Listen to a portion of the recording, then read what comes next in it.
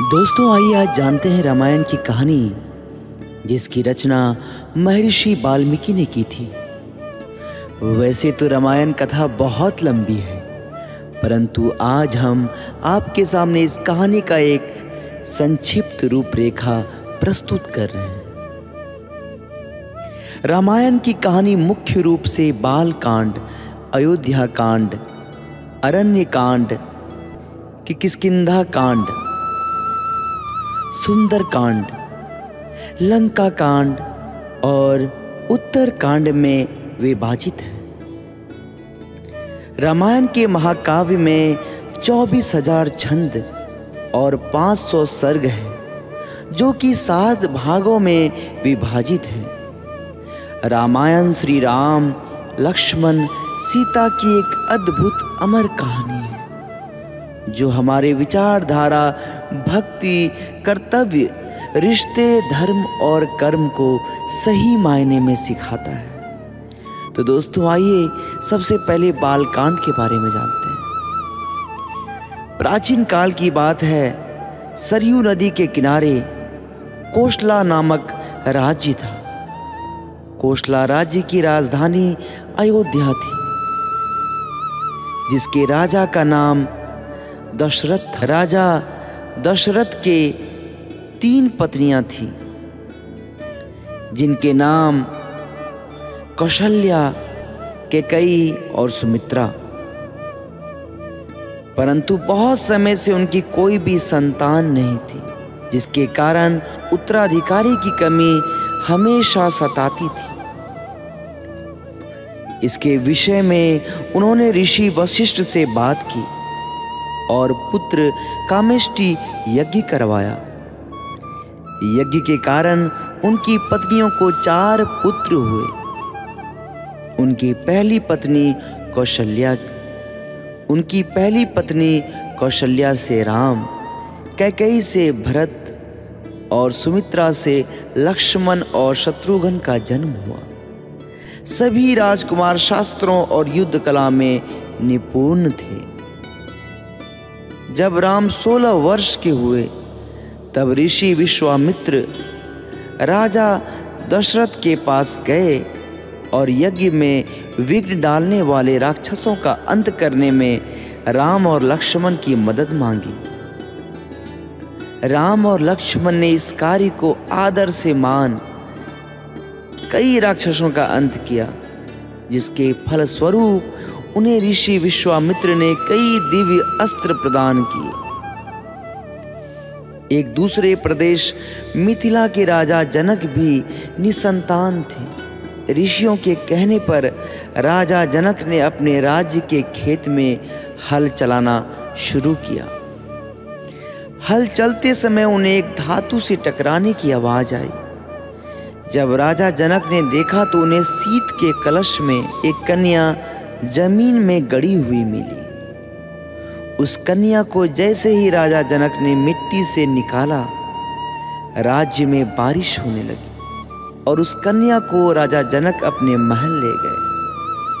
शीत के कलश में पाने के कारण उस कन्या का नाम सीता रखा गया। दोस्तों इसके बाद आइए जानते हैं राम और सीता विवाह कैसे हुआ। धीरे धीरे सीता बड़ी हुई और उनके विवाह का समय आया। श्री राम अयोध्या के राजा दशरथ के ज्येष्ठ पुत्र थे और माता सीता उनकी धर्म पत्नी थी। राम बहुत ही साहसी, बुद्धिमान और आज्ञाकारी, और सीता बहुत ही सुंदर, उदार और पुण्य आत्मा थी। माता सीता की मुलाकात श्री राम से उनके स्वयंवर में हुई, जो सीता माता के पिता मिथिला के राजा जनक द्वारा संयोजित किया गया था। यह स्वयंवर माता सीता के लिए अच्छे वर की खोज में आयोजित किया गया था। राजा जनक ने सीता का स्वयंवर रखा, जिसमें उन्होंने शिव जी के धनुष को उठाकर उसमें रस्सी चढ़ाने वाले व्यक्ति से सीता का विवाह कराने की शर्त रखाई थी। उस आयोजन में कई राज्यों के राजकुमारों और राजाओं को आमंत्रित किया गया था। शर्त यह थी कि जो कोई भी शिव धनुष को उठाकर धनुष के तार को खींच सकेगा उसी का विवाह सीता से होगा। सभी राजाओं ने कोशिश किया परंतु वे धनुष को हिला भी ना सके।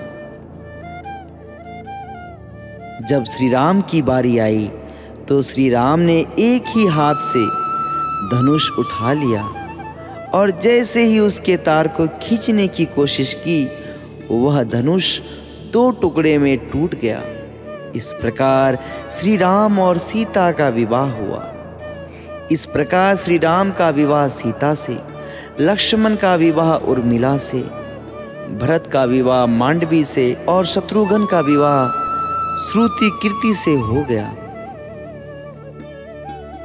अब बारी आती है अयोध्या कांड की। अयोध्या के राजा दशरथ की 3 पत्नियां और 4 पुत्र थे। राम सभी भाइयों में बड़े थे और उनकी माता का नाम कौशल्या था। भरत राजा दशरथ की दूसरी पत्नी कैकेयी के पुत्र थे। दूसरे 2 भाई थे लक्ष्मण और शत्रुघ्न, जिनकी माता का नाम सुमित्रा। जब राम को एक तरफ राज तिलक करने की तैयारी हो रही थी तभी उसकी सौतेली मां कैकेयी अपने पुत्र भरत को अयोध्या का राजा बनाने का षड्यंत्र रच रही थी। यह षड्यंत्र बूढ़ी मंत्रा के द्वारा किया गया था। रानी कैकेयी ने एक बार राजा दशरथ की जीवन की रक्षा की थी। तब राजा दशरथ ने उन्हें कुछ भी मांगने के लिए पूछा था, पर कैकेयी ने कहा समय आने पर मैं मांग लूंगी। उसी वचन के बल पर कैकेयी ने राजा दशरथ से पुत्र भरत के लिए अयोध्या का सिंहासन और राम के लिए 14 वर्ष का वनवास मांगा।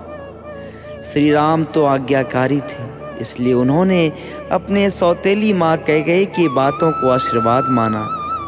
कैकेयी की बातों को आशीर्वाद माना और माता सीता और प्रिय भाई लक्ष्मण के साथ 14 वर्ष का वनवास व्यतीत करने के लिए राज्य छोड़कर चले गए। इस असीम दुख को राजा दशरथ सह नहीं पाए और उनकी मृत्यु हो गई। कैकेयी के पुत्र भरत को जब यह बात पता चली तो उसने भी राजगद्दी लेने से इनकार कर दिया। तीसरा कांड है अरण्य कांड। राम सीता और लक्ष्मण वनवास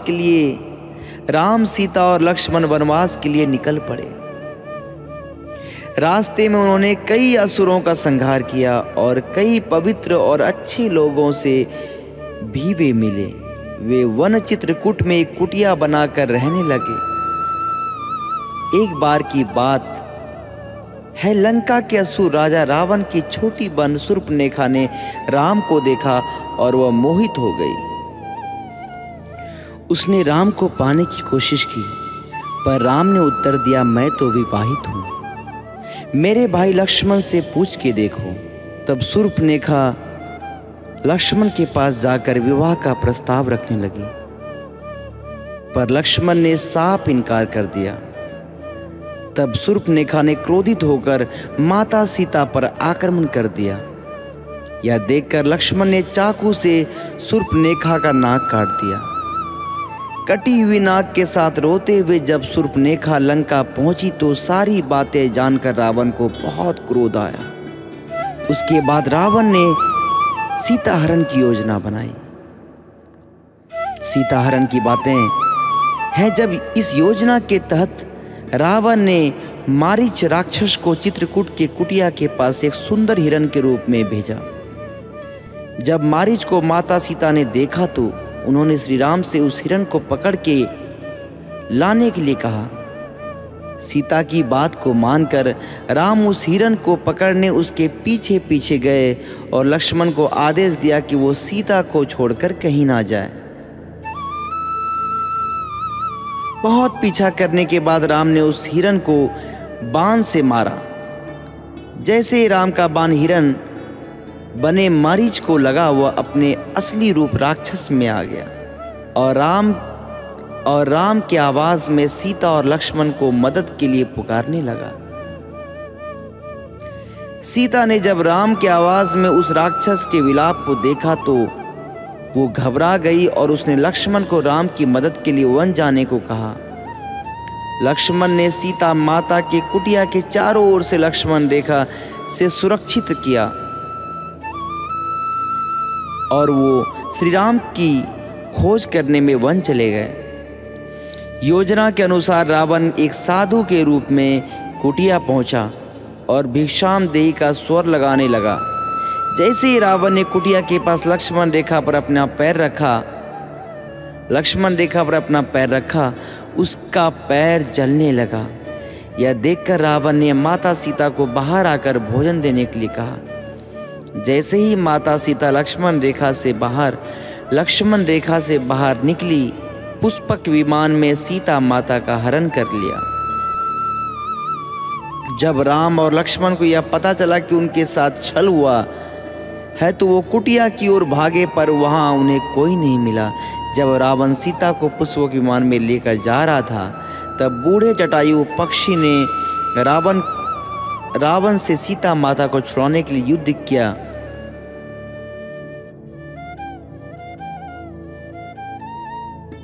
जब रावण सीता को पुष्पक विमान में लेकर जा रहा था, तब बूढ़े जटायु पक्षी ने रावण से सीता माता को छुड़ाने के लिए युद्ध किया, परंतु रावण ने जटायु का पंख काट डाला। जब राम और लक्ष्मण सीता को ढूंढते हुए जा रहे थे तो रास्ते में जटायु का शरीर पड़ा था और वो राम राम विलाप कर रहा था। जब राम और लक्ष्मण ने उनसे सीता के विषय में पूछा तो जटायु ने उन्हें बताया कि रावण माता सीता को उठा ले गया और यह बात बताते बताते उसकी मृत्यु हो गई। अब बारी आती किष्किंधा कांड की। हनुमान किष्किंधा के राजा सुग्रीव की वानर सेना के मंत्री थे। राम और हनुमान पहली बार ऋषि मुख पर्वत पर मिले, जहां सुग्रीव और उनके साथी रहते थे। सुग्रीव के भाई बाली ने उससे उसका राज्य भी छीन लिया और उसकी पत्नी को भी बंदी बनाकर रखा था। जब सुग्रीव राम से मिले वे दोनों मित्र बन गए। जब रावण पुष्पक विमान में सीता माता को ले जा रहा था, तब सीता माता ने निशानी के लिए अपने अलंकार फेंक दिए थे। वो सुग्रीव की सेना के कुछ वानरों को मिला था। जब उन्होंने श्री राम को अलंकार दिखाए तो राम और लक्ष्मण की आंखों में आंसू आ गए। श्री राम ने बाली का वध करके सुग्रीव को किष्किंधा का राजा दोबारा बना दिया। सुग्रीव ने भी मित्रता निभाते हुए श्री राम को वचन दिया कि वो और उनकी वानर सेना भी सीता माता को रावण के चुंगल से छुड़ाने के लिए पूरी जान लगा देंगे। उसके बाद हनुमान, सुग्रीव, जांबवंत ने मिलकर सुग्रीव की वानर सेना का नेतृत्व किया और चारों दिशाओं में अपनी सेना को भेजा। सभी दिशाओं में ढूंढने के बाद भी कुछ ना मिलने पर ज्यादातर सेना वापस लौट आए। दक्षिण की तरफ हनुमान एक सेना लेकर गए जिसका नेतृत्व अंगद कर रहे थे। जब वे दक्षिण के समुद्र तट पर पहुंचे तो वे भी उदास होकर विंध्य पर्वत पर इसके विषय में बात कर रहे थे। वहीं कोने में एक बड़ा पक्षी बैठा था जिसका नाम संपाति था। संपाति वानरों को देखकर बहुत खुश हो गया और भगवान का शुक्रिया करने लगा इतना सारा भोजन देने के लिए। जब सभी जानवरों को पता चला कि वह उन्हें खाने की कोशिश करने वाला था तो सभी उसकी घोर आलोचना करने लगे और महान पक्षी जटायु का नाम लेकर उसकी वीरता की कहानी सुनाने लगे। जैसे ही जटायु की मृत्यु की बात उसे पता चला, वह जोर जोर से विलाप करने लगा। उसने वानर सेना को बताया कि वो जटायु का भाई और यह भी बताया कि उसने और जटायु ने मिलकर स्वर्ग में जाकर इंद्र को भी युद्ध में हराया था। उसने यह भी बताया कि सूर्य की तेज किरणों से जटायु की रक्षा करते समय उसके सभी पंख भी जल गए और वह उस पर्वत पर गिर गया था। संपाति ने वानरों से बताया कि वह बहुत ज्यादा जगहों पर जा चुका है और उसने यह भी बताया कि लंका का असुर राजा रावण ने सीता को अपहरण किया है और उसी दक्षिणी समुद्र के दूसरी ओर उसका राज्य है। लंका की ओर हनुमान की समुद्र यात्रा। जामवंत ने हनुमान के सभी शक्तियों को ध्यान दिलाते हुए कहा कि हे हनुमान, आप तो महाज्ञानी, वानरों के स्वामी और पवन पुत्र हैं। यह सुनकर हनुमान का मन हर्षित हो गया और वे समुद्र तट किनारे स्थित सभी लोगों से बोले, आप सभी कंदमूल खाकर यही मेरा इंतजार करें जब तक हम सीता माता को देखकर वापस ना लौट आऊं। सभी कंदमूल खाकर यही मेरा इंतजार करें जब तक मैं माता सीता को देखकर वापस ना लौट आऊं। ऐसा कहकर वे समुद्र के ऊपर से उड़ते हुए लंका की ओर चले गए। रास्ते में जाते समय उन्हें सबसे पहले मेनका पर्वत मिला। उन्होंने हनुमान जी से कुछ देर आराम करने के लिए कहा, पर हनुमान जी ने उत्तर दिया, जब तक मैं श्री राम जी का कार्य पूर्ण ना कर लूं, मेरे जीवन में विश्राम की कोई जगह नहीं है। और वे उड़ते हुए आगे चले गए। देवताओं ने हनुमान की परीक्षा लेने के लिए सांपों की माता सुरसा को भेजा। सुरसा ने हनुमान को खाने की कोशिश की, पर हनुमान को वो खा ना सकी। हनुमान उसके मुख में जाकर दोबारा निकल आए और आगे चले गए। समुद्र में एक छाया को पकड़कर खा लेने वाली राक्षसी रहती थी। उसने हनुमान को पकड़ लिया, पर हनुमान ने उसे भी मार दिया। हनुमान लंका दहन की कहानी। समुद्र तट पर पहुंचने के बाद हनुमान एक पर्वत के ऊपर चढ़ गए और वहां से उन्होंने लंका की ओर देखा। लंका का राज्य उन्हें दिखा, जिसके सामने एक बड़ा द्वार था और पूरा लंका सोने का बना हुआ था। हनुमान ने एक छोटे मच्छर के आकार जितना रूप धारण किया और वो द्वार से अंदर जाने लगे। उसी द्वार पर लंकनी नामक राक्षसी रहती थी। उसने हनुमान जी का रास्ता रोका तो हनुमान जी ने एक जोर का घूंसा दिया तो नीचे जाकर गिरी। उसने डर के मारे हनुमान को हाथ जोड़ा और लंका के भीतर जाने दिया। हनुमान ने माता सीता को महल में हर जगह ढूंढा, पर वह उन्हें नहीं मिली। थोड़ी देर बाद ढूंढने के बाद उन्हें एक ऐसा महल दिखाई दिया जिसमें एक छोटा सा मंदिर था, एक तुलसी का पौधा भी। हनुमान जी को यह देखकर अचंभे में पड़ गए और उन्हें जानने की इच्छा हुई कि आखिर ऐसा कौन है जो इन असुरों के बीच श्री राम का भक्त है। यह जानने के लिए हनुमान ने एक ब्राह्मण का रूप धारण किया और उन्हें पुकारा। विभीषण अपने महल से बाहर निकले और जब उन्होंने हनुमान को देखा तो वो बोले, हे महापुरुष, आपको देखकर मेरे मन में अत्यंत सुख मिल रहा है। क्या आप स्वयं श्री राम हैं? हनुमान ने पूछा, आप कौन हैं? विभीषण ने उत्तर दिया, मैं रावण का भाई विभीषण हूँ। यह सुनकर हनुमान अपने असली रूप में आ गए और श्री रामचंद्र जी के विषय में सभी बातें उन्हें बताया। विभीषण ने निवेदन किया, हे पवन पुत्र, मुझे एक बार श्री राम से मिलवा दो। हनुमान ने उत्तर दिया, मैं श्री राम जी से जरूर मिलवा दूंगा, परंतु पहले मुझे यह बताएं कि मैं जानकी माता से कैसे मिल सकता हूँ। सुंदरकांड। अशोक वाटिका में हनुमान सीता भेंट।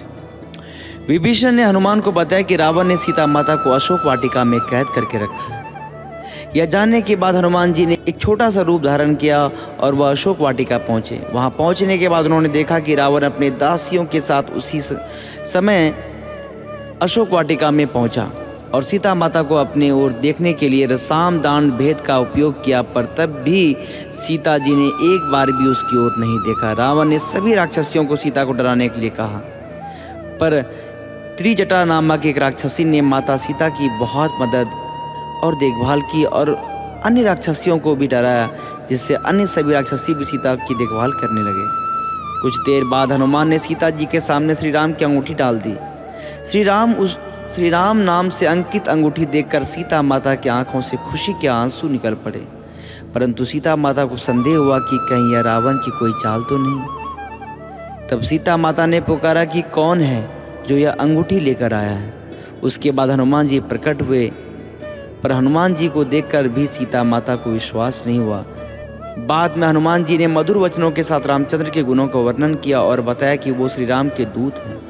सीता ने व्याकुलता से राम जी का हालचाल पूछा। हनुमान जी ने उत्तर दिया, हे माते, श्री राम जी ठीक हैं, वे बहुत जल्द ही आपको लेने आएंगे और मैं शीघ्र ही आपका संदेश श्री राम जी के पास पहुंचा दूंगा। तभी हनुमान ने सीता माता से श्री राम जी को दिखने के लिए चिन्ह मांगा, तो माता सीता ने हनुमान जी को अपने कंगन उतार कर दे दिए।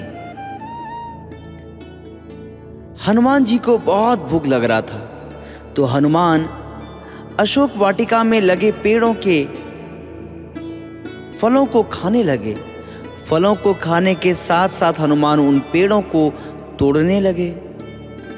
तभी रावण के सैनिकों ने हनुमान पर प्रहार किया, पर हनुमान ने सबको मार डाला। जब रावण को इस बात का पता चला कि कोई बंदर अशोक वाटिका में उत्पात मचा रहा है, तो उसने अपने पुत्र अक्षय को भेजा हनुमान का वध करने के लिए। पर हनुमान जी ने उसे क्षण भर में ऊपर पहुंचा दिया। कुछ देर बाद जब रावण को अपने पुत्र की मृत्यु का पता चला, वह बहुत ज्यादा क्रोधित हुआ। उसके बाद रावण ने अपने ज्येष्ठ पुत्र मेघनाथ को भेजा। हनुमान के साथ मेघनाथ का बहुत ज्यादा युद्ध हुआ, पर कुछ ना कर पाने के बाद मेघनाथ ने ब्रह्मास्त्र चला दिया। ब्रह्मास्त्र का सम्मान करते हुए हनुमान स्वयं बंधन में बन गए। हनुमान को रावण की सभा में लाया गया। रावण हनुमान को देखकर हंसा और फिर क्रोधित होकर उसने प्रश्न किया, हे वानर, तूने किस कारण अशोक वाटिका को तहस नहस कर दिया? तूने किस कारण से मेरे सैनिकों और पुत्र का वध कर दिया? क्या तुझे अपने प्राण जाने का डर नहीं है? यह सुनकर हनुमान ने कहा, हे रावण, जिसने महान शिव धनुष को पल भर में तोड़ डाला, जिसने खर, दूषण, त्रिशिरा और बाली को मार गिराया, जिसके प्रिय पत्नी का तुमने अपहरण किया, मैं उन्हीं का दूत हूँ। मुझे भूख लग रहा था, इसलिए मैंने फल खाए और तुम्हारे राक्षसों ने मुझे खाने नहीं दिया, इसलिए मैंने उन्हें मार डाला। अभी भी समय है, सीता माता को श्री राम को सौंप दो और क्षमा मांग लो। रावण हनुमान की बात सुनकर हंसने लगा और बोला, रे दुष्ट, तेरी मृत्यु तेरे सिर पर है। ऐसा कहकर रावण ने अपने मंत्रियों को हनुमान को मार डालने का आदेश दिया। यह सुनकर सभी मंत्री हनुमान को मारने दौड़े। तभी विभीषण आ पहुँचे और बोले, रुको, दूत को मारना सही नहीं होगा, यह नीति के विरुद्ध है, कोई और भयानक दंड देना चाहिए। सभी ने कहा, बंदर का पूंछ उसको सबसे प्यारा होता है, क्यों ना तेल में कपड़ा डुबाकर इसकी पूंछ में बांधकर आग लगा दिया जाए। हनुमान की पूंछ पर तेल वाला कपड़ा बांधकर आग लगा दिया गया। जैसे ही पूंछ में आग लगी, हनुमान की बंधन मुक्त होकर एक छत से दूसरे छत में कूदते गए और पूरी सोने की लंका में आग लगा के समुद्र की ओर चले गए और वहां अपनी पूंछ पर लगी आग को बुझा दिया। वहां से सीधे हनुमान जी श्री राम के पास लौटे और वहां उन्होंने श्री राम को सीता माता के विषय में बताया और उनके कंगन भी दिखाए। सीता माता की निशानी को देखकर श्री राम जी बहुत भावुक हो गए।